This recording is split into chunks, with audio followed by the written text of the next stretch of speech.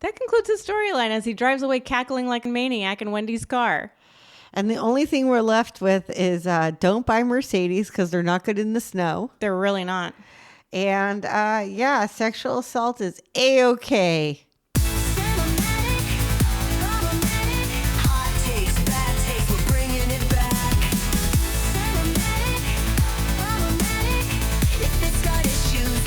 You're back. We're two hot chicks with the film. Hello, movie hounds. Welcome to Cinematic Problematic. I am Erin Maxwell. And I am Christina Rettig. And today we're talking about Joel Schumacher's 1985 film St. Elmo's Fire about, as IMDb puts it, a group of friends just out of college struggle with adulthood. And that is putting it kindly. The film begins with Jules, Kirbo, Billy, Wendy, Alec, Leslie, and Kevin all graduating from Georgetown and diving headfirst into the deep end of adulthood with nothing but privilege, good looks, booze, credit cards, and a penchant for being complete dicks. As a matter of fact, the film should have probably been called Dick Moves for the sheer amount of atrocious behavior demonstrated by our fashionably disastrous group of so-called adult protagonists. And all of it is passed off as charismatic, relatable, harmless tomfoolery, which I can only justify by saying, hey, it was the 80s. The film stars Demi Moore, Emilio Estevez, Rob Lowe, Andie McCarthy, Mare Winningham, Judd Nelson, and Andie MacDowell, and has a runtime of 1 hour and 50 minutes, although at times it felt longer than The Brutalist because, my God, I hate all of these people. Erin, would you like to kick us off about your memories of watching St. Elmo's Fire? Yes, I would. I would like to say, first off, like many movies that we cover, I've watched this movie a lot. There is actually no point in my life where I do not remember not having this movie in my life. And I'm going to tell you right now that this is the first time I watched it that I noticed, or it occurred to me that all these characters had just graduated from college. When I first watched this movie, or like when I was younger, I assumed that all these characters were like a decade out of college. And I think it's because of Mare Winningham, and I think it was because of Judd Nelson, because they all looked like significantly older than they're supposed to be like 22. Yeah.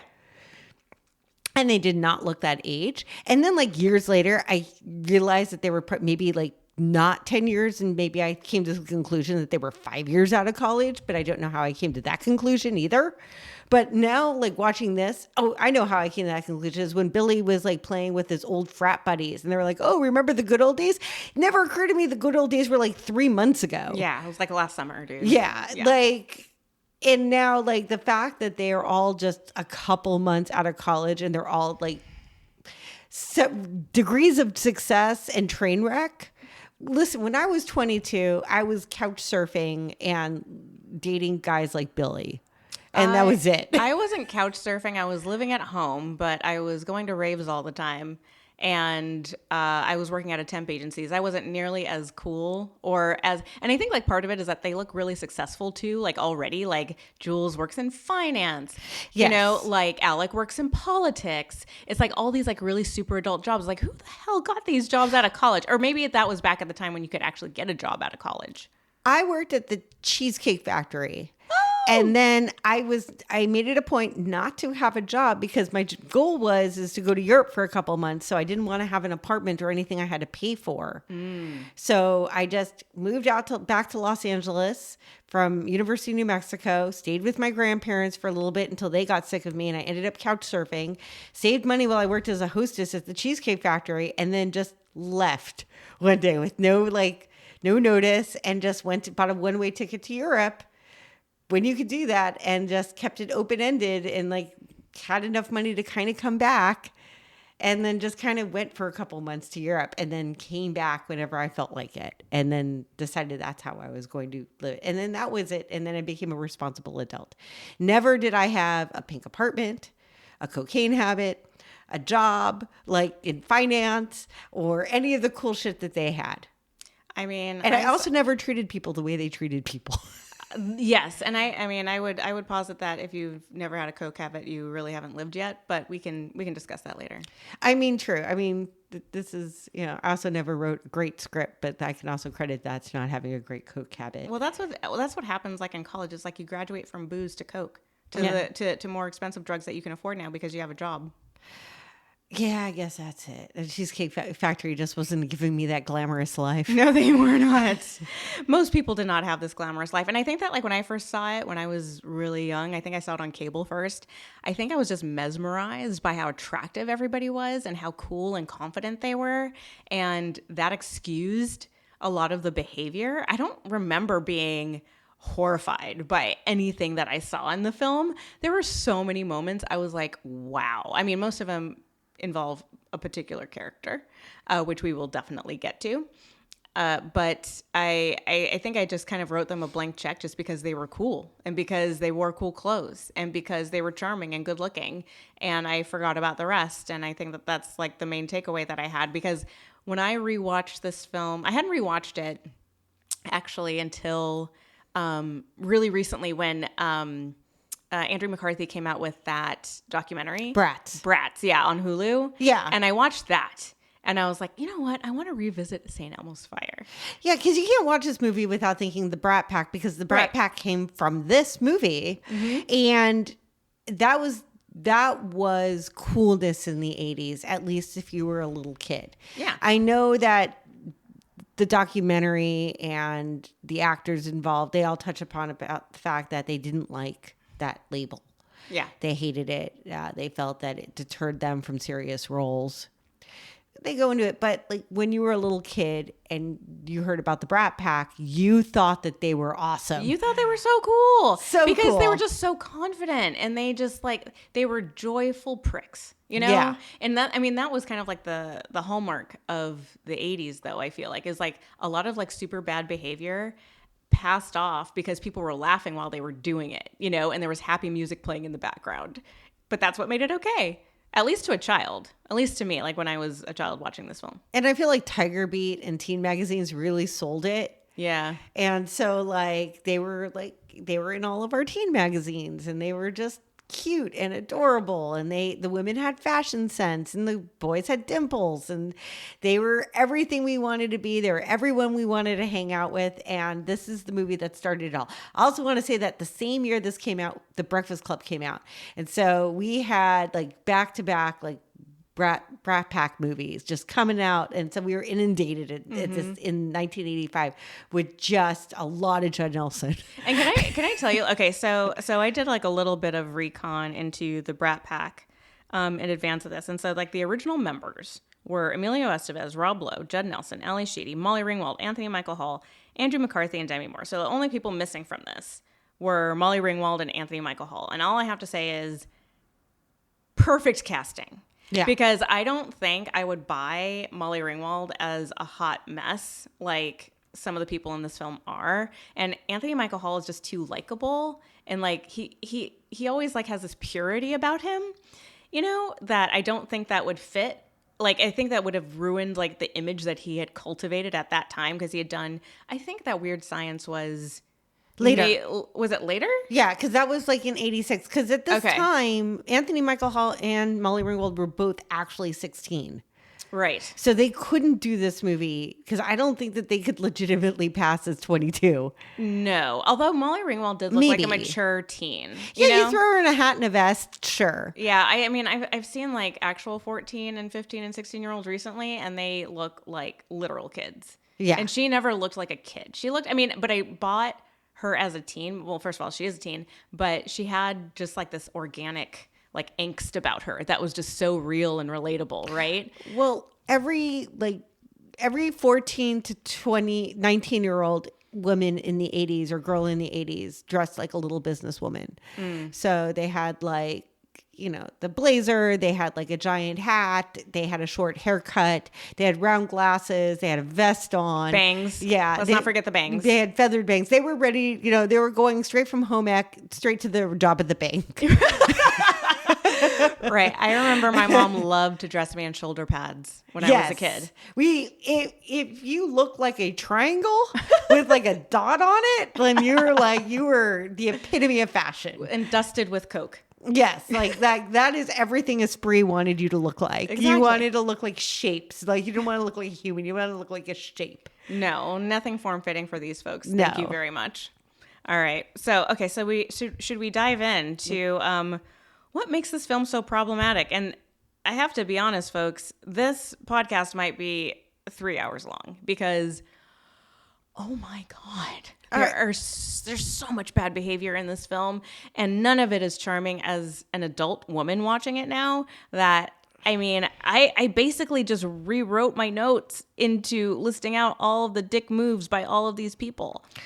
So we're going to do this character by character since the film does it character by character. Yeah, and there's no plot, so we might as well. Yeah, and if nobody wants to hang out with Kirby, then we're not going to hang out. You know, we're not going to mix him up with everybody else either. No, we're not. No, we're not. We're gonna because I mean the level of dickishness is on a level that I haven't seen in a movie in quite some time, and you really need to appreciate the level. Like, you need to like just not let it slide. I feel like we really need to dig in to this. Let's get going. Okay, let's go. Let's start with Are we going in descending order from worst to least worst?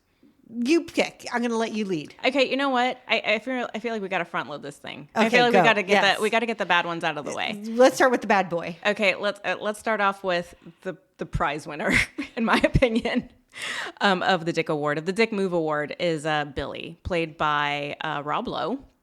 All right, so let's count the ways. I mean, we can go in chronological order. Do you want to shoot off the first one on your list? Yeah, Rob Lowe. Let's give a little synopsis of the character. He is we don't know his major. He has a multitude of jobs throughout this because he's consistently being fired. So he doesn't have those two things to label him the way the other characters do. He is mostly just known as a deadbeat dad, an unemployed person who is an adulterer, a former frat boy, and drug dealer who plays the saxophone. And he is the worst person that you have ever dated on Hinge. Yes, but the hottest as well. Absolutely, the hottest, and like absolutely, he is that guy who you totally do fall for in your 20s because you don't know what you're doing, and because you don't know how much trouble this guy is. He just looks fun and hot, and so you're just like, sure, and then you go ahead and do it, and then realize, oh, he'll knock me up and cheat on me and then leave me with an infant at home. And again, only 22 and already has a child and a wife that he is abandoning and cheating on. Yes, actively all the time throughout the film. Not trying to hide it. Not even trying to hide it. No. All right. And he's financially abusing poor Wendy. Yes, he does. And let's face it, Wendy allows her to be abused, but we'll get to that. There's so many. The key thing with Jules. Jesus Christ! Oh my God, you're leaping ahead. Do you want to go there now? No. That's like the worst one. That's okay, like, that's the worst one. We can talk about that one right now if you want to. Okay, yeah. Okay. Go. All right. So there is a point where he is very drunk and he is hitting on Jules, Demi Moore's character, and she's not receptive to his charm. Probably because they had a past and she recognized that he is very drunk. And she's like, no, I do not. I'm just here to give you a ride home. So he takes her keys and he puts it down the front of his pants.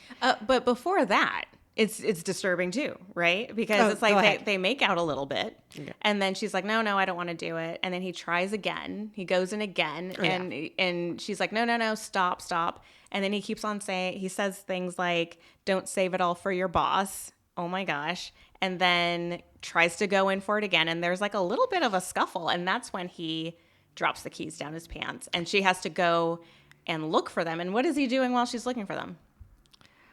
I think he's trying to get into her shirt and he's trying to force himself on her. And he's like pushing her head down. Yeah, he's towards pushing her head down. It's bad. She starts to hit him and fend him off, and she's calling him names. The neighbors wake up. They take it. This is all happening inside the Jeep. At some point, they roll outside the Jeep, and then she jumps on top of him and starts beating him up. It is an ugly. It's a friendship ender. Oh, yeah, for sure. Like, you are not friends with this person after all of this. I don't care how drunk you are. Yeah. I would never see that person again. But somehow they make it work. Yeah. Yeah. Well, what's on your We'll list? get to that. Okay. There's so many fucking things keep on my list. going. Okay. We'll keep going. Okay, I'm gonna go chronologically. Okay. For the sake of plot. Oh, yeah. Please do. Go ahead. So the first charming incident we get with fucking Billy is like, okay, so he drunkenly crashes Wendy's car. And like the first scene is like all the friends showing up at the hospital. They're like, oh my God, what happened? And Wendy kind of like stumbles out and she's like, I just hit my head. And they're like, where's Billy? And Billy's fucking like sitting, as you said, on the back of an ambulance, right? Playing the sax with sunglasses on. Yes. He's on the back of the sax and he does not give a shit whether or not he wrecked his friend's car or if his friend is hurt. Doesn't ask anything about her until somebody else mentions her and he's just like, oh yeah, what's the damage, or like how bad was it? And like he doesn't even give a shit. Like it is so nonchalant. He's clearly hammered, clearly still drunk. And I mean, and we also find out that he lost his job that Alec got for him. Was fired from the job that Alec had gotten for him. So all of this is coming. This is like the first couple of scenes. So Billy has wrecked his friend's car, lost a job that his friend did him a favor and like got him a job for him. He gets fired from it. And then, I mean, he does this a couple of times, right? It's like, so friends keep on getting him jobs. He keeps on fucking it up. Like, self-sabotage all the way. Like he just does not, he's the most irresponsible person that you've ever seen. And let's see, another one is getting on the roof of Wendy's parents' house as if that's going to, endear him to them. That was a hugely dick move. You go over to a friend's house and he insults them he's rude during the dinner. Yes. And then he disappears and he climbs on the roof because of reasons. That's exactly what I wrote. I said because reasons. And because that's what he did at the frat house, right? And if there's a house, he has to use it the same way as he used his frat house, obviously, because that's just a natural thing to do. He goes up there with the wine, and Wendy's just like, haha, and her family's horrified, and she's just unfazed, I think, because she sees this shit all the time from Billy. Oh, and then they make out because Wendy has been in love with him for years. Mm-hmm. She has loved him from afar, and he's known this, and he's like, why that allows him to take advantage of her. Yeah, I mean, well, she also reveals, which he did not know, that she was a virgin. Yes, which keeps on coming up, and he keeps on referencing it, and so he's like, he thinks that he's doing her a favor by like, attacking her on the couch. Yeah, this is a pity fuck in his mind. Pity fuck, and he's like not gentle about it at all. He's like, he's treating Wendy like some, drunk female barfly that he met at St. Elmo's. So that's not good. And then he makes fun of her at a very vulnerable time. Humiliates her during the scene. Yep, that all happened. Like, by the way, this is back to back. I mean, there's a lot of Billy incidents here. He's hugely a hypocrite because his wife occasionally makes an appearance in the movie, and then she also has a boyfriend, and then he gets wildly possessive whenever she has a boyfriend, even though he has just seen every other scene fucking a different woman. Oh yeah, and then has the nerve to scream in the middle of the street, "I hate you, you stupid bitch!" Right, to the mother of his child, who's with another man, but has so little self-awareness and is so narcissistic that it's all about him, and she's the bad person in all of this, and proceeds to call her names in the middle of the street in front of everybody. Yeah, it's awesome. Okay, yeah, deadbeat dad. He's like taking every opportunity to not see his child, right? Yeah. Okay, so that's another not good thing. Promises his wife he'll change, but then that lasts about 12 hours. That never happens. And then eventually he is convinced to like just go away. Yeah. And that's the best thing for them to. And it's like and he almost talks about it like he's a fucking hero. Yeah. He's like, oh, I'm just doing what's best for my family. It's best if I just let them go. It would confuse my daughter if she knew that her real father was around, so I'm just going to leave. Well, she doesn't know who he is anyway, so. Yeah, because this kid is like 8 months old. Yeah, I don't know how that timeline works. Like, I don't know. I feel like it must have happened like at the end of college or something. Like, he's the only one in the frat house with a wife. You know what? Here's what I picture. Here's what I'm picturing. Okay, so, all right. Like, towards the end of school, he hooks up with some girl at a party, unprotected, of course. And then she's like, I'm pregnant. And for some odd reason they get married. For like, I don't know why Billy, like that's like one thing I kind of don't get is like why Billy would agree to get married, because he doesn't seem like the honorable type at all. Right. So that was like a little bit weird, but I just think that like, yeah, they met in college. She got knocked up. She probably was like showing by the end, by graduation, and then she had a baby, and then I don't know. The timeline, the complete timeline is a little bit unclear. I don't know how much time passed between like the opening shot of them all like walking in a line with their grad clothes on to when the car accident happened. It could have been a couple of months. It could have been And you several think the months. wife would be part of that line too. She's not a friend. She's not any of their friends. He's just like, but that's the thing. It's like, that's Billy, right? It's like, he probably stumbled into somebody's room at a frat house, saw a woman lying there and was like, sure. And then knocked her up. Yeah. So I think that's about as complex as Billy gets. I do have a pro for Billy. What? I have one pro. Okay. Because I tried to see the silver lining in every character. No, fuck that. I didn't do that. Okay. But I'll leave that to you. But okay, the last dick move that he did, and there's 10 that I counted, okay, was when he finally does take Wendy's virginity, right? And it's supposed to be like this really sensitive, vulnerable moment. And this fucker has the nerve to say that it's a going away present for him. I nearly gagged. I was like, wow, way to make taking somebody's virginity about you. What a prick. What a prick. Anyways, okay, do you want to go through your pro? My one pro. Sure. Oh, okay. Just to be clear, Billy is a mistake I would make 1,000 times over. Billy is a mistake many of us made, even beyond our 20s. I would let him and his leopard print luggage crash on my house and on my couch 100 times. And I have. They're the amount of Billies I have had in my life. And so, listen, is he a dick? Yes. Is he reprehensible? Yes. Has he crashed on my couch or some form of him? Yes. Right. We've all met him. We all know Billy. Like, your 20s are for your Billies. my 30s were for my Billy. My Billy crashed on my couch when I was fucking 38, man. Okay? No, he I get used to it. be on the fucking real world. Seriously. Him and Puck would have been buddies. Jesus. Like seriously, this we all had a Billy. Everybody in their life has a Billy. So because of that, there's something slightly endearing about him in that level, because we all have that fuck up in our life. And he's reminiscent of that on some level. And so you kind of enjoy that. I mean, look, the only reason it's acceptable, let's be honest, is because he's hot, and that's it. He's got a charm to him. He can be flattering. When somebody that hot pays you any attention, it's just like, okay. Like, that's the thing. That's why I think he gets away with it.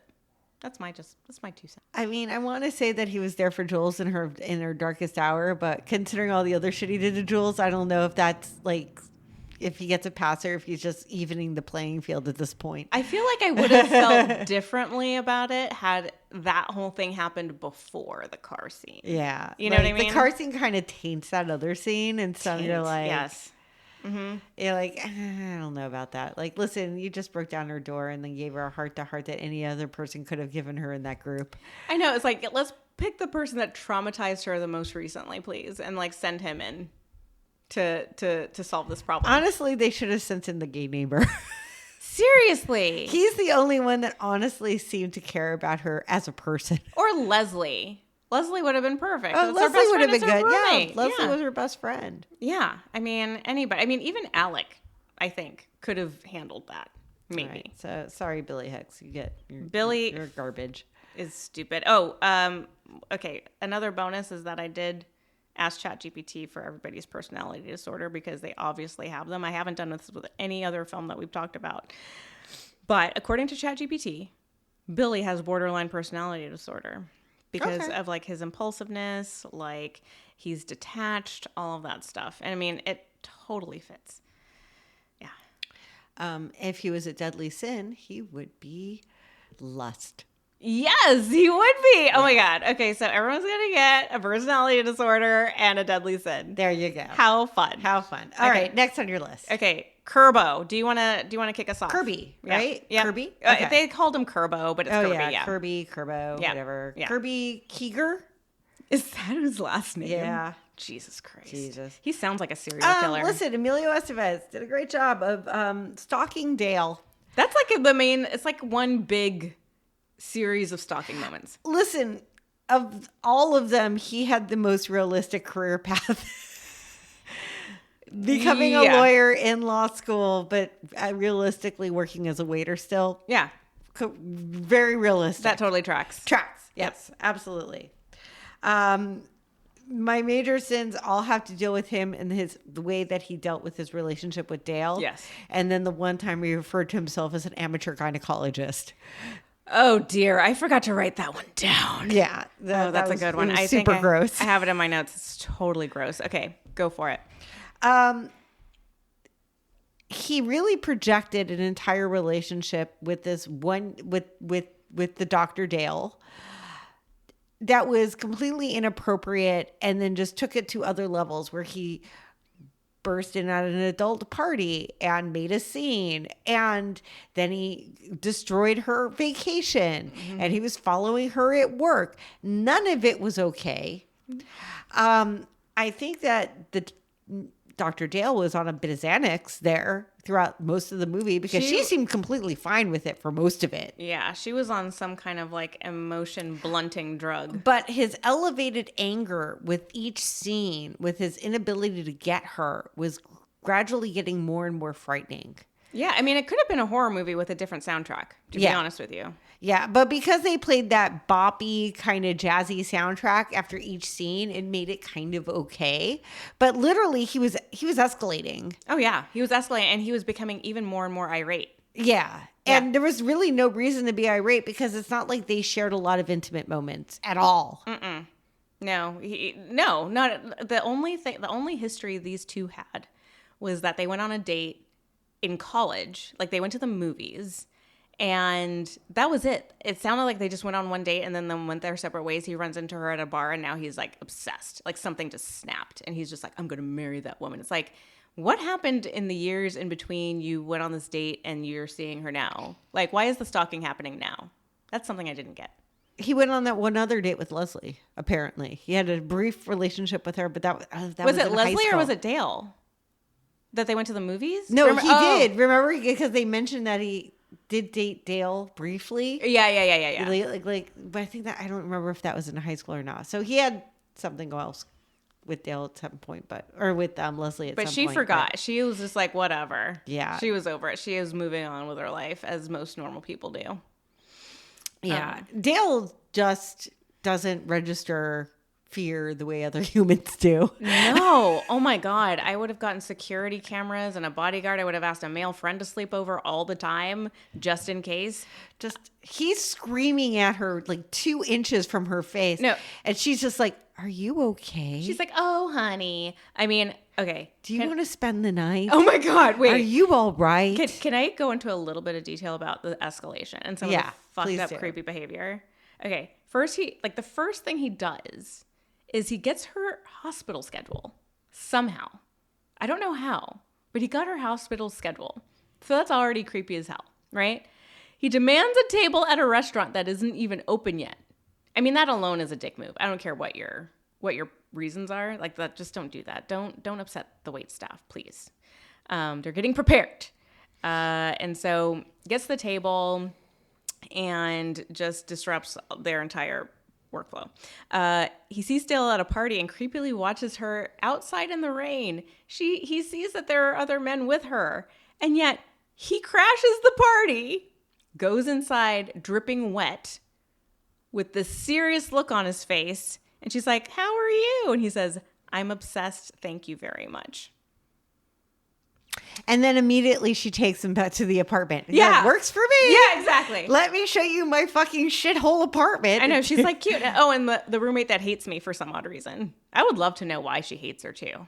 Like, is there some, like, I want to see more from Dale. I think they explained it. She's a slob. She doesn't take out the garbage. That's true. All right, that would kind of piss me off. Okay. So he impersonates a hotshot with his boss's car because obviously Dale will take him if he has a lot of money, like all women do, right? Bossing around that chauffeur. Bossing around the chauffeur as if, like, that's his servant. Not cool, Kirbo. okay, and this is like where things go haywire. It's like when he throws that lavish party and expects her to come. She doesn't because has some semblance of sanity or had other plans already at the ski lodge.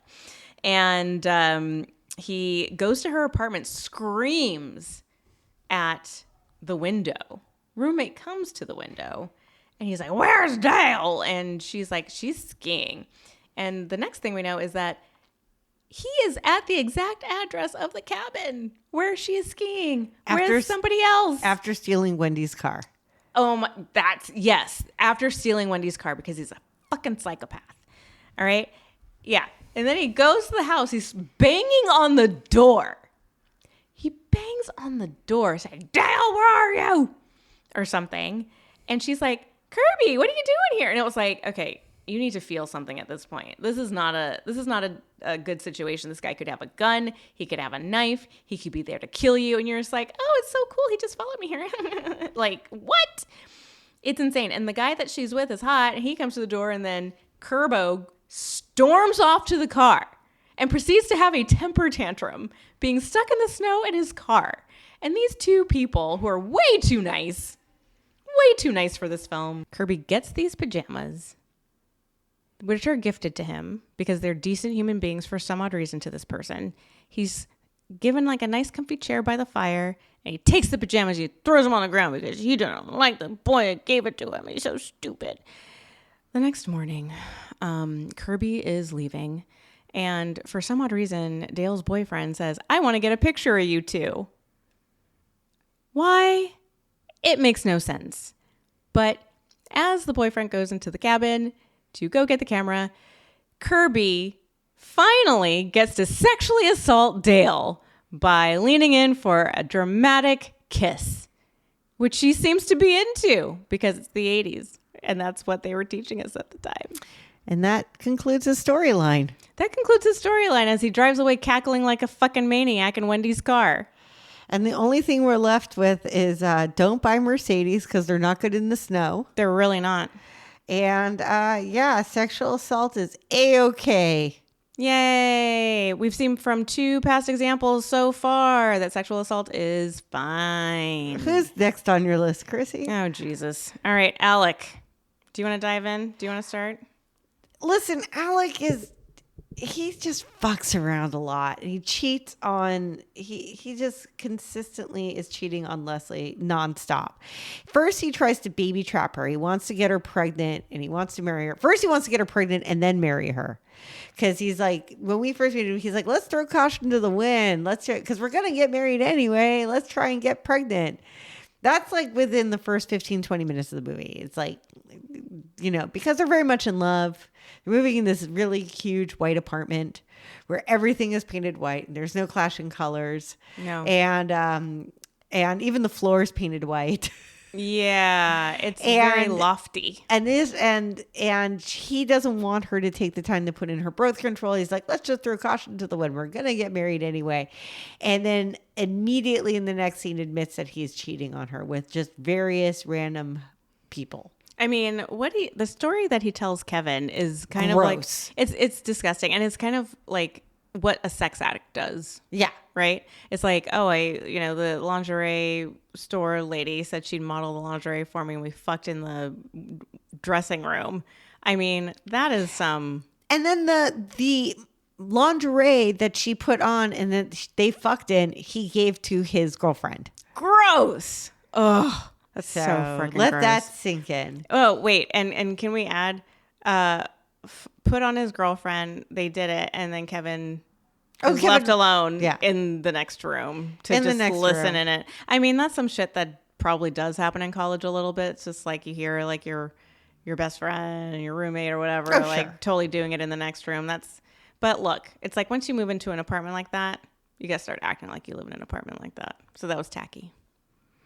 I mean, he's basically kind of like a lesser version of Billy. It's just that he hides it with a suit and tie. He hides it with a suit and tie. He's a compulsive cheater. He somehow thinks that getting married is going to cure him of what is in the DSM-5, as I'm sure, like several different personality disorders and addictions. But I think like Do you want to talk about like the worst? He did try to kill Kevin on like the fire escape. That's one. Okay. So let's back up to what led to that. Right? Was the big Kirbo party. Yes. That he was trying to throw for Dale. And what does he? What move does he do there? All right, I don't know if that's the worst thing you do, because I do think that like attempted murder is slightly worse. But we just need to contextualize the attempted murder. That's all. All right. So I mean, he did a public marriage proposal. No, he did a marriage announcement. Announcement, yes, the public marriage announcement, which is a shit move. And honestly, if anybody tried to attempt murder him at that point, it would have been totally okay. Totally justified, especially if it came from Leslie, because she never said yes. That was the big problem. It's like, first of all, marriage announcements in front of a group, you get consent for. Yeah. You just do. You definitely get consent from the person who you propose to. And it usually comes in the form of a yes. And Leslie did not provide that yes. In fact, she said no several times. She was pretty clear about it. Like, he just, decided to completely throw her feelings out the window and announce that they were getting married because I'm sure she'll be cool with it. Yeah. Leslie, unlike many of the other people in this movie, has a very clear idea somewhat of who she is and what she wants, and knows that marriage is not right for her right now. Why? Because she's fucking 22. Also, her spidey senses were already going off. Yeah. About our dear friend Alec, because she mentioned his extracurricular activities as a reason why she didn't want to get married right away. And then what? And then this is when the murder thoughts start. Yeah. In our friend Alec's brain. And that's kind of what sets him off. And then you see the darker side. And then we get to the end of the movie when after Leslie, and we'll get to that a little later, but like Leslie, finds comfort in the arms of Kevin. And poor Alec can't handle it. And at some point when they are all over at Jules's house, throws Kevin over the side of a fire escape and almost murders him. Yeah, that wasn't nice. That is not pleasant at all. No, attempted murder isn't good. No. But again, like, I would see that as a friendship ender, but apparently not so much. There's so many friendship enders in this film. This is the most forgiving group of friends I have ever seen in my entire life. If anybody here stole my car, crashed my car, tried to murder me, tried to rape me, assaulted me in any ways, made fun of me during vulnerable moments when I was getting it on, I would have ended my friendship with them. But apparently, like, this is just every day. Maybe part of the message of the movie is that this is just the shit that you do in your 20s because you don't know any better. It's like you stick to the friends that you have because you don't know anything else. And it, like, until you like start to like expand out of your friend group and start to meet actual cool people who are actually good for you and for your personal growth and everything, and they're moral and they have your back and they don't pull this childish shit. Like, I mean, that is kind of what you do in your 20s, if I'm being honest. Maybe that's the plot of this movie. The plot of this movie is like, you need to dump your fucking like shitty friends from college. Maybe. Because they're just going to drag you down. Seriously. And this is what'll happen if you don't do that. Also, I forgot to mention that this movie takes place over the course of a year. And I know that you don't know that because there's nothing like passing of time or holidays or things like that to mark things like that can pass time. There's just weather that occurs occasionally, like rain and occasional snow, but it's like seems to be just happens to happen. But yeah, it's supposed to be over 1 year occurs. It could have been like 2 months. It could have been a year. I had no idea. I wouldn't have known any different. Time means nothing. Time means nothing to these people. Like, they all dress the same throughout the course. They don't wear any warm weather. They don't wear any cold weather clothes. Things just happen, and they don't change their haircuts. Nothing occurs to them. No one gets pregnant. There's no meaningful moments in their lives. It's just a year happens. Yeah. I mean, and I like trying to deduce a plot or any kind of timeline in this movie is completely fucking useless. No, time means nothing here. It means nothing. Time means nothing. But Jeremy Bearimy timeline here. Jeremy Bearimy. So yeah, so that's what makes Alec. Did you find, okay, what was a redeeming quality? You did some pros. I did. So are we on who? We're on Alec. We're on Alec. I had no redeeming qualities for Alec. He did go and save Jules from Oh, what she listen, described as I the had to- Arabs who are forcing her to do coke. He is at some point he's the de facto leader for the group, and they all mention that at some point where they say we all look up to you, we want to be you when we grow up. Like he's the de facto leader, so they all look at him as like Papa Bear. So I think that for some reason he's supposed to offer guidance, but I think that's why I took away my pros column, because he's not great at that. He's a hypocrite. He even turns his back on his own like values. Oh yeah. So he can have a job. Oh yeah. That was like one thing I had down And- for him for sure. Yeah. And so like he's not that great. So yeah, he shows up at Jules, but he shows up with like righteous indignation and anger and lashes out at everybody there that's there to help. So I don't even think he's that great. He's just there because he doesn't want to be left out. I mean, and my favorite part is that the fact that he tried to throw Leslie out after it was revealed that he cheated. Yeah. He was like, "Get you're out of my apartment." You're a big dumbhead. Oh my gosh. It was so bad. So bad. Alec is not a good guy. Even though he did get up in the middle of the night to go and attempt to try and help Jules, which wound up to be a big nothing burger from Jules. Whatever. Like the quote unquote Arabs were just calmly watching television like normal people. And eating like, yeah, room service. Yeah. They were fine. They were fine. Nothing to see here. So next on our list is it Kevin? We can do Kevin if you want to do Kevin. We can do Jules. We can do. Let's go with Kevin. We'll keep the boys together. Okay. Yeah, we'll group the boys. Let's go. Kevin, I think, is the least offensive of all the boys. Absolutely. He's just pining for Leslie for years. He's a little bit of a stalker because of the pictures, but he doesn't really act on it. He's not showing up at parties.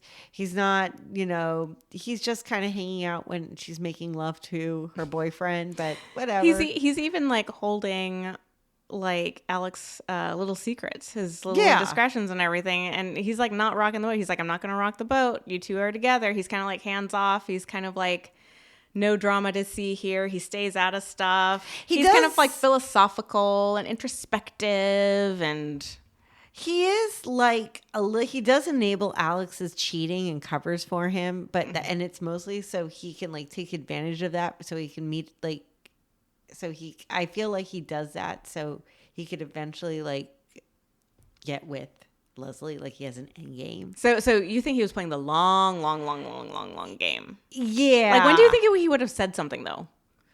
Like okay, so Alec's been doing this for a while. I feel like he knew that Alec would always get caught and that he would always be the one waiting in the wings for her. I feel like that was always the situation because everything else in that apartment when that scene happened, when they finally got together, it was all too perfect. Mm-hmm.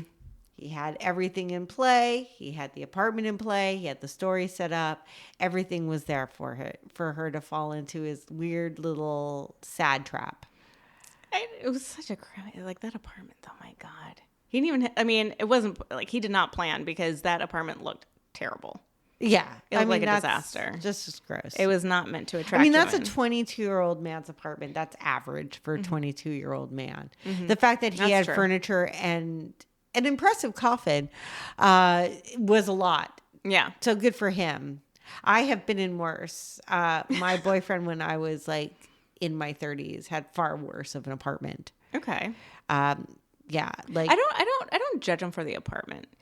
Okay. Can I just say like one thing that I loved about rewatching this, and it involves Kevin, is Kevin and the prostitute. So Kevin kept on running into the same black prostitute played by Anna Maria Horsford. Yes. And their interactions were so effing charming. I was like, can I just get a show with them all the time? Just talking about life and philosophizing about love and sex. Her name was Naomi. If you don't recognize the actress was best known for her work in Amen.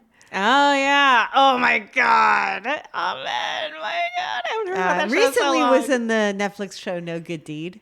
Oh, that's right. Okay. Yes. Yep. It's all coming back. She is a gem. She is. Gem, I tell you. She is. And I was so excited to see her. The fact that Kevin is kind to sex workers endeared him to me. Absolutely. He's got no beef. He shared his flask with her. They had a Yeah. little moment and everything. He's amused by her charms, I think. Yes. He's never going to act on it, but I feel like they both kind of like enjoy like their little pseudo flirtatious interaction and everything. Like her place of business was right outside of his apartment, so Yeah. they had a respect for each other. yeah. I mean, they're friends. He's not judging her at all. I loved it. I will say the major con for Kevin was the fact that at the end when he puts on that fucking fedora, like, yeah. Jesus Criminal. Christ, it's Criminal. No.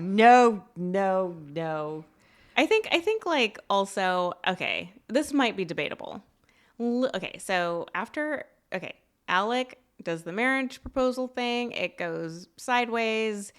Leslie confirms that Alec has been cheating, and then Leslie and Kevin inevitably hook up, Yes. right? And in the aftermath of that, they're over at Jules' apartment, and he's thinking, oh, it's on. Like, she's mine now. Like, she's all in.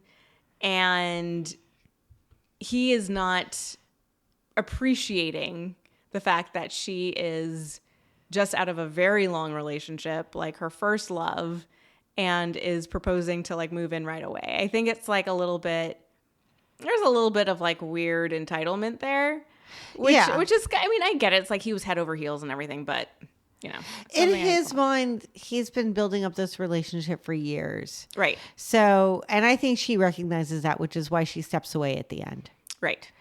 Again, Leslie being the strongest character, I think. Yes, I would agree with that. I think that for me, like the two standouts were Leslie and Kevin. Sure. Yeah, I was kind of sad. Well, yeah, I wanted those two lovebirds. Listen, when they were in love, it was very cute. It was so and cute. like when they got together, it was very cute Oh, because my- we love the passion. like the comical sex on the coffin, and then it was actual like hot sweaty sex like in a chair or something, and then they were in the shower. Okay, so Chris talk and about I this? had a Yes. very long conversation about this, and we both agree. Well, I don't know if we both agree, but we both had a conversation about this, about yay or nay on being naked with pearls on in the shower or fucking on a coffin, whether or not the pearls were a good idea. I say the pearls are a great idea. I'm gonna split my vote here. I think that they're a great idea while fucking on a coffin. Okay. I think it's a terrible idea in the shower. I disagree. I think being naked with pearls in any situation is always a great idea. And I like that she had a giant rope of pearls that was wrapped around her throat. Yes, they are a choking hazard at times. That's the problem. But I feel like you could either work that into That's the true. situation That's if true. that's your bag. I mean, they're still figuring stuff out. He doesn't know what to do with those pearls yet. Yeah. But the aesthetic of it was hot as fuck. It was pretty hot. And she And- looked great. She looked fantastic in those pearls. And like all wet in the shower. This shit was on my vision board. I wanted to make this happen. I had a friend that did it, and when she got together with our other friend and she was wearing only pearls, she referenced this movie. Listen, hot, good for you, Ali Sheedy. You set goals for every girl. This is the way. You looked great. You looked great. You looked great. It made up for the 40-ish mom hairstyle that they made you have. Oh, poor thing. But she made it work. Yeah. She made it work. She was great. Pearls helped. They did. Okay. Let's see. Okay, she has no personality disorders, by the way, per Chat GPT. She's lovely. Oh, I had her for Deadly Sins wise. I've been dropping the ball on the Deadly Sins. It's fine. We'll recap. Oh yeah. For Deadly Sins, I had her as pride because it was her pride that pushed her to sleep with Kevin after she caught Alec. Alec was cheating on her. And the way she stepped out of that bedroom, wrapped in a sheet. She is led by pride. She has a lot of pride. She does. And we like her for that. Yeah, we like her. She's a strong woman. I mean, she could have hid herself. She could have given Kevin, she could have done him a solid and said, I'm going to give you a moment. I'm going to be quiet. I'm going to let us come up with a game plan for dropping this bomb on Alec when we decide to. But she did not. Correct. because of pride. Right. Her deadly sin. Okay. Shall we? Do you want to talk about Wendy or Jules? Let's go with Jules. Jules is a bigger train wreck. Jules is a much bigger. Here's the thing about Jules, though. And I'll let you start, but I will say that her dick moves are more dick moves to herself than to other people. Except for the racism. The racism sucked. But most of the stuff that are Jules's problems are like self-inflicted stuff. Yes. And like it becomes a nuisance at certain points for her friends. But for the most part, the most damage she's doing is to her own life. It does sound like when we get snippets into her childhood that she did have a very problematic childhood. Yes. But yes, she is got a massive coke problem. She is overspending. There is some corporate espionage possibly. She doesn't understand. She is not adulting very well. No. She likes to give off the possibility that she likes to give off airs. She has the fancy car. She has the fancy job. She has the fancy clothes. She looks great. Her hair is perfectly crimped in every single scene. She's got all sorts of crazy bangles and cool hats and all sorts of scarves. But alas, she also just falls apart in every scene.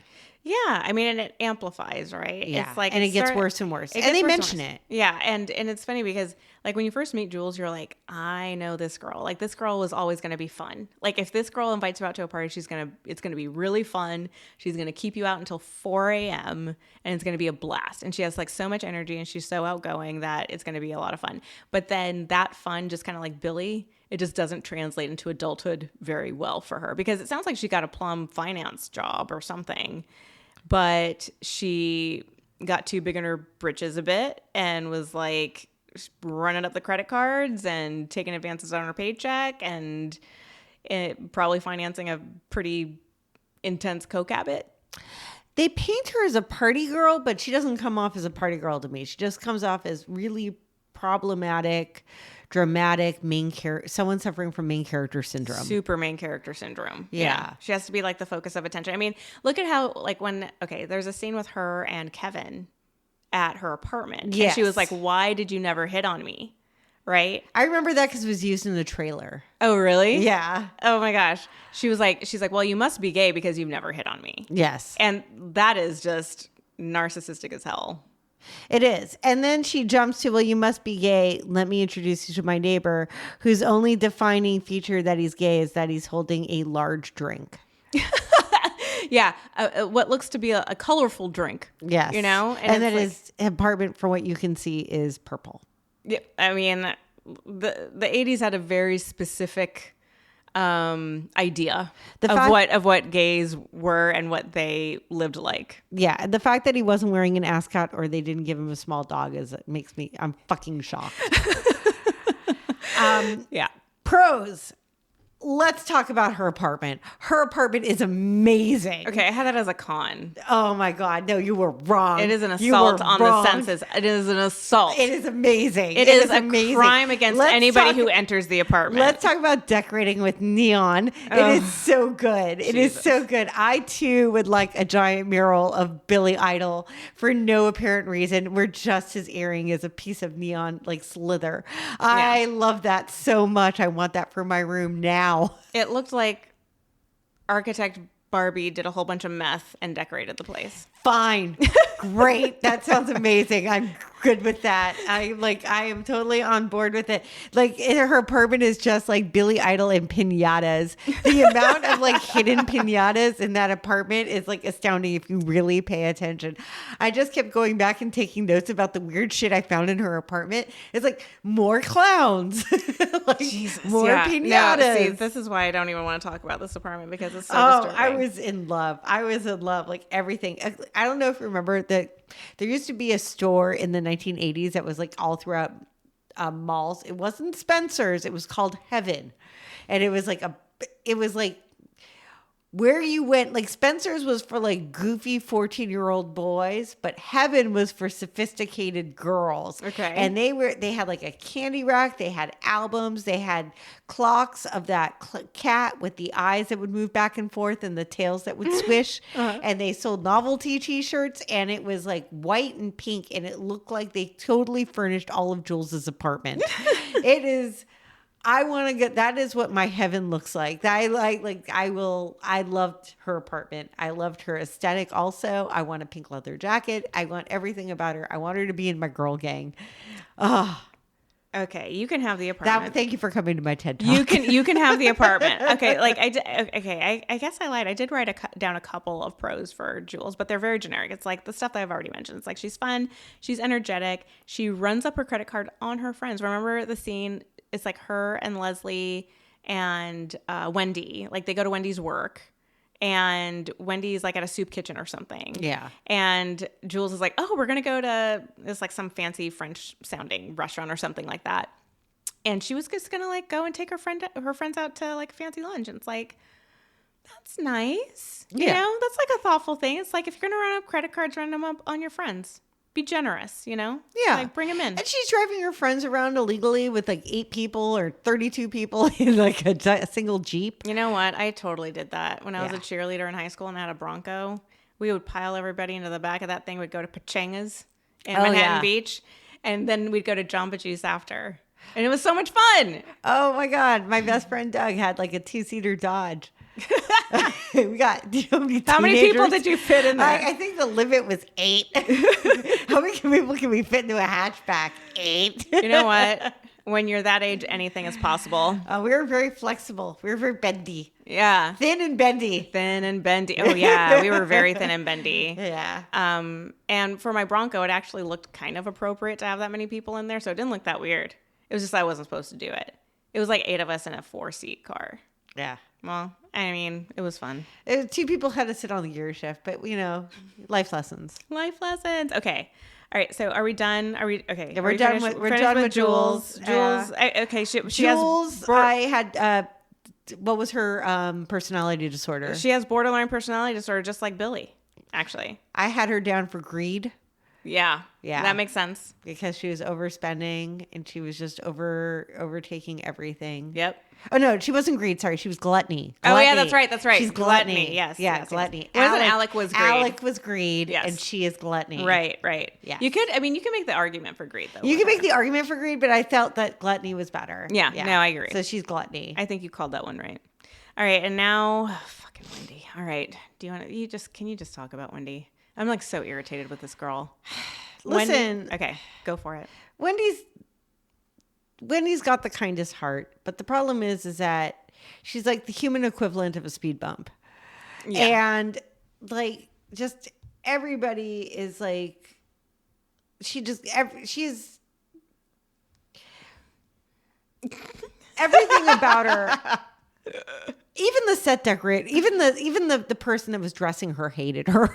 Okay. Yeah. She dressed like a little girl. She was wearing pink pinafores and headbands and corduroy throughout the entire thing. She's 23-year-old virgin. She wants to sleep with a married man. That's her only aspiration in life at this point. She just wants to move out of her parents' house and sleep with a married man. And that was Billy's best quality, let's be honest. Is that he was married. Like Yeah. everything else sucks about She's Billy. got like this never-ending surplus of cars, apparently. Yeah. Like she's able to have all this wealth. So she's got a great relationship with her parents. Mm-hmm. She comes from a loving family. Wealthy family. We're always in her business. Yep. But honestly, they just want her to do well. Mm-hmm. They don't seem to be shitty like everybody else's parents that we happen to see or hear of. Mm-hmm. And it's just that she has no backbone, and it makes her doormat. annoying. And the worst part is like it's not that she's a doormat; it's that she's a doormat for Billy specifically. And it's like she keeps on loaning him money. He's crashing her like even after he crashes her car, she is loaning him money. She's like, her dad is I mean, you know, he's a little bit antiquated, but he gives her money, right? He's like, you need some money for rent? He's like, here's $200, which back then was, I don't know, it was probably like $800 or something. And what does she do? she leaves it for freaking Billy. Billy. Oh my God. This guy could do no wrong. And she's just pining over him. Like he does the stupidest shit. And she's like, is Billy okay? It's just like, oh my God. After he broke her heart. After he broke her heart, and she's still just like, oh, I'm still thinking about him. And then she meets a lovely man named Howie.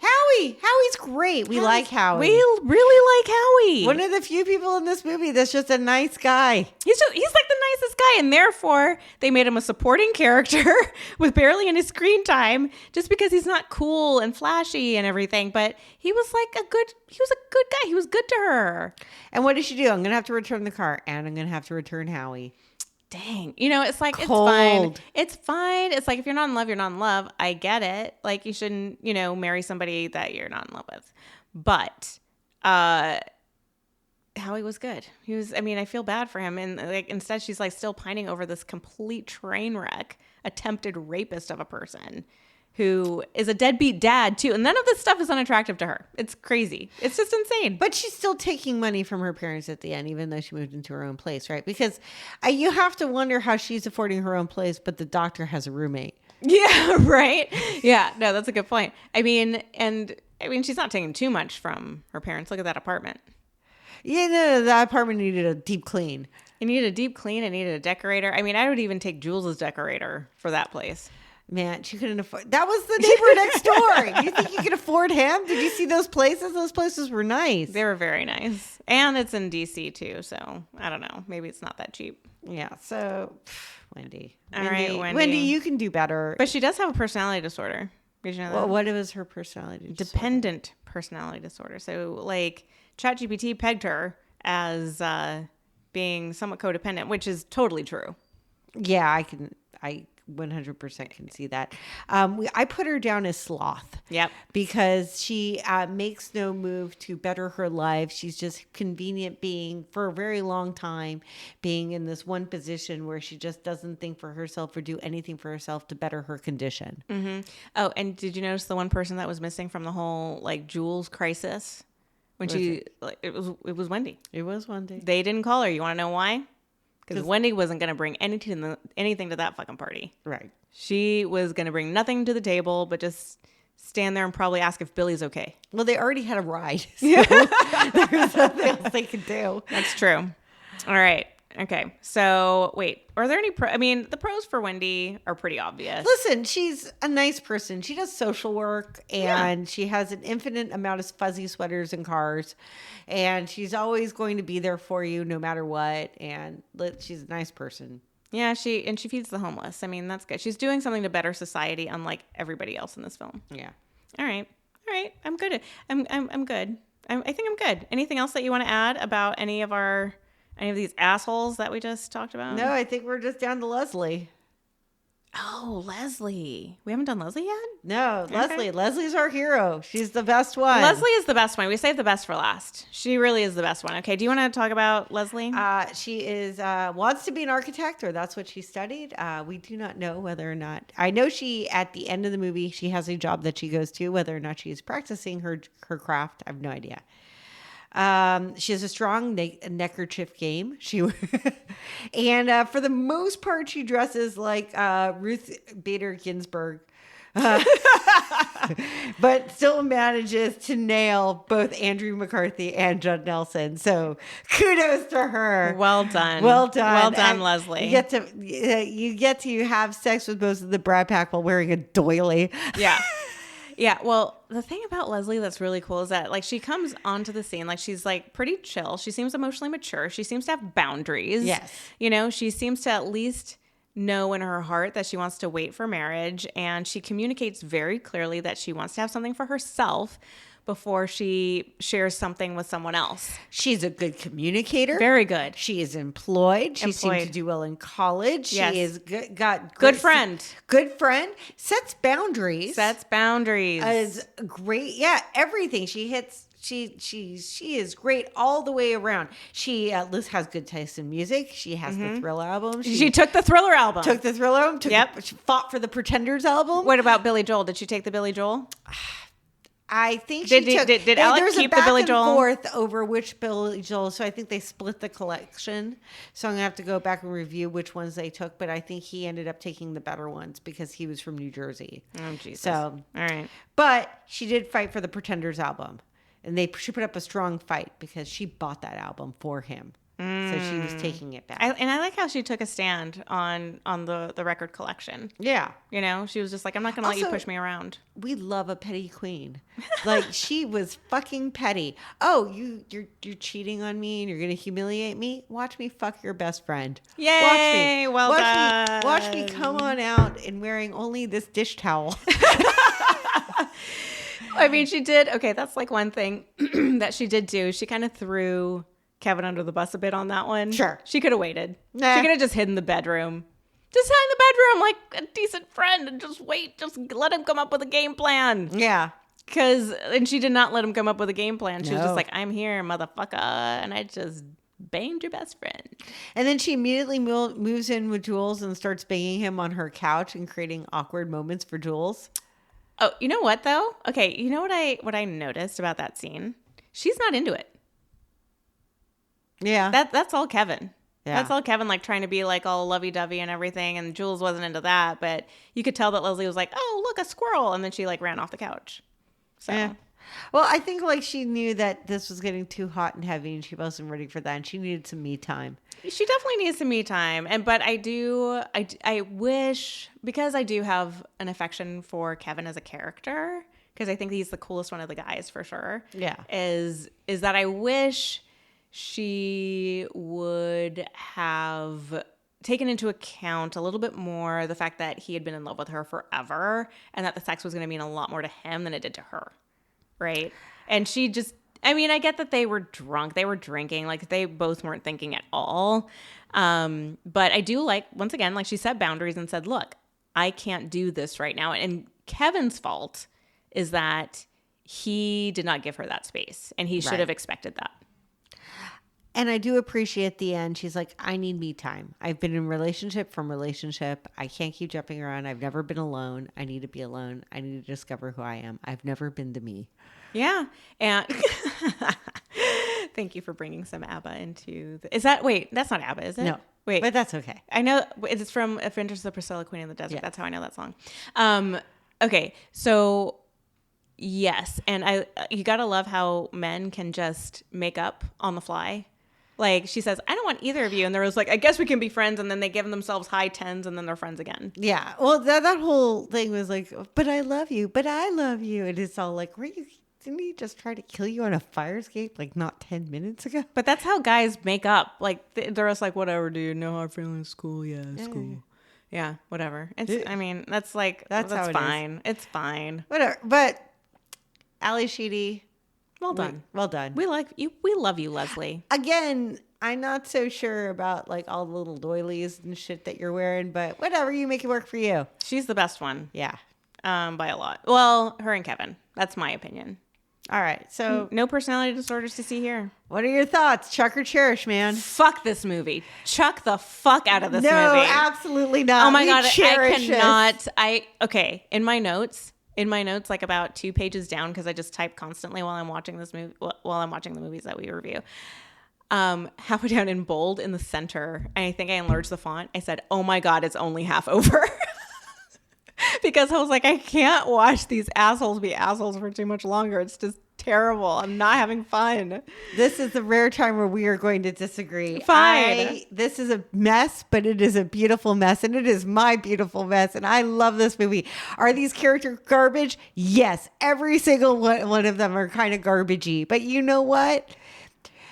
Enough time has passed where even Rob Lowe's character is a hot, sexy icon. He's gorgeous. He is. plays the saxophone. Oh. He wears a bandana. At some point, he becomes a mechanic. We didn't know he had that skill. You're saying bandanas as if that's a good thing. It's like, totally a good thing. Oh, You've Jesus. seen my bandana game. I have. No, your bandanas are amazing. Thank you.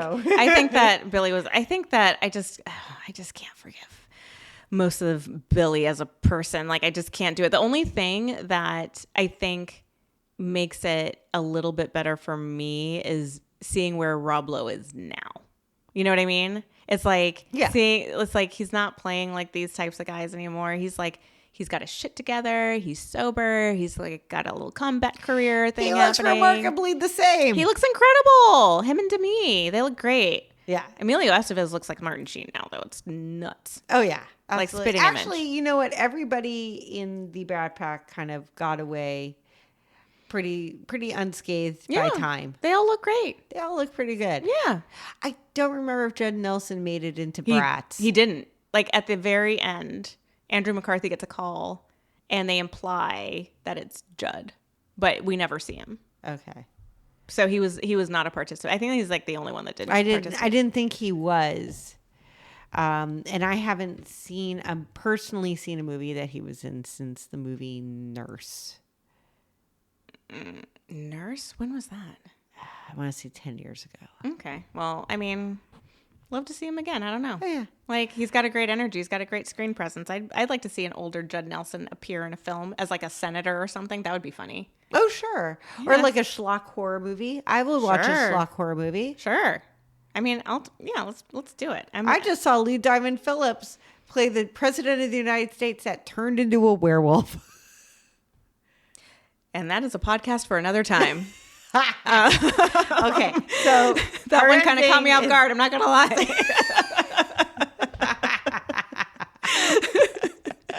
I don't know where to go with this anymore. Okay. Is there anything else you'd like to say? Yes, that even though we disagree, I will say this. I respect your opinion on this. I understand that where you come from, and I get it completely. I still think that this movie is worth checking out because it is a time capsule for the era. It is a time. All these are time capsules, right? It is the best John Hughes movie that John Hughes didn't make. You know, that is, you know what? Astute observation. Indeed. Yeah. I mean, but I think like every single movie that we watch from the 80s, it's like you kind of have to take it as a time capsule, right? It's like it's a part of history. I'm glad I rewatched it. Because I was like, wow, that's where we were. Like Yeah. that's the things those are the things that we were like teaching kids and adults as like being what was cool in the 80s and everything. And it like contextualizes it really, really, really well. And so I'm glad I watched it. I mean, I fucking hated everybody in it almost, but yeah, it's like watching douchebags be Even douchebags. Howie. But he didn't have enough screen time. We needed more Howie. I feel like we needed like a trivia night with Howie. Howie 'Cause- needed to go on a road trip with the gay neighbor. Yeah. Oh, that would be a good one. I'd be down. Yeah. I totally watch that. And I still want the spinoff with Kevin McCarthy. Or no, sorry, not Kevin McCarthy. Kevin. We're not talking about politics. Kevin and Naomi, Yes. the prostitute. Yes. I do want kind of like a little show, a little side, a little spinoff. Man, gay neighbor and like Naomi. Yeah. I would watch that all day. Oh my every God. day. What if, okay. In Jules's apartment. No. Oh my God. What if Oh. what if Kevin, Naomi, and the gay neighbor were all roommates? Like they all had to move in together. Like a real world situation. True story. Yeah, exactly. So good. We need to make it happen. Okay, that's our fantasy. All right. All right. Well, I think that concludes our podcast on the 1980s classic St. Elmo's Fire. This was epic. This was incredible. Thank you. You're great. Thank you. I You're like great you. Too. I like you too. You're fun. Yeah, I would never steal your car. Aw, boo. I would never try to strangle you. Would you ever drop my keys down your pants? No, I would never do that because I am a true friend. That's I would right. never attack you in any way. I would never steal your car. I would never call you up to a hotel room for if I had main character syndrome. Yeah. I would cherish our friendship in all the ways it meant to be cherished by See, not abusing it. See, folks, this is what real friendship is. This is what normal, healthy, 20-year-old friendship is. And maybe if we had watched this group for 20 years, then they would have matured a bit too. But I highly fucking doubt Oh, it. there's no way Jules lived 5 years after this. No. Yeah, it's a sad, and I don't even want to know what happened to Billy. Oh, he's bartending at the Rainbow. Good riddance. All right. All right, that's it for us. Until next week. Adios. Bye. Hot takes, bad takes, we're bringing it back.